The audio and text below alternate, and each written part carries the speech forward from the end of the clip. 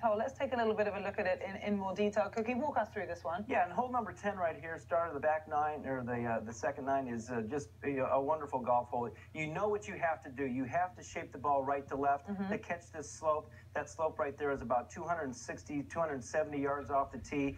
The ball's got to be turning and chasing down that slope right there. It shortens up the golf hole. It's easy to leave the ball to the right, and it leaves a much longer second shot. So if you can take advantage of that slope, you can get it down there. And what happens is that's the mostly, it's always the wettest part of the golf course is right there where you see just in front of that fairway bunker. That's always the wettest part of the golf course. So you have to be careful with the lie you get. It's still a downhill lie, so you still have to prepare yourself for that downhill lie.